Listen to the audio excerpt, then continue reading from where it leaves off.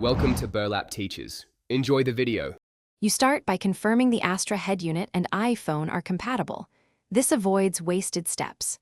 Once done, plug a certified Lightning cable into the car USB port labeled with a smartphone icon or confirm wireless CarPlay readiness. Make sure Siri is enabled on your iPhone, then unlock the phone and accept any on-screen CarPlay permission prompts. While you do that, keep the car in park and the engine or accessory power on so the infotainment system initializes properly. You now complete the connection. On the Astra screen, choose the CarPlay option or accept the incoming CarPlay prompt. If using a cable, wait for the handshake and follow prompts.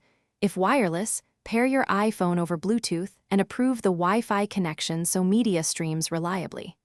Once connected, customize app order from the head unit or open iPhone settings General CarPlay to drag icons and set allowed apps. This ensures your most used navigation and audio controls are immediately accessible while driving. You finish by testing navigation, voice commands, phone calls, and audio playback to confirm full functionality.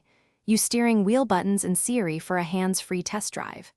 If CarPlay doesn't appear, disconnect and replug the cable, toggle Bluetooth on your iPhone, or reboot the infotainment system. Make sure iOS and the Astra head unit firmware are up to date. If problems persist, swap to a different Apple-certified Lightning cable. Faulty cables are the most common cause of intermittent CarPlay failures.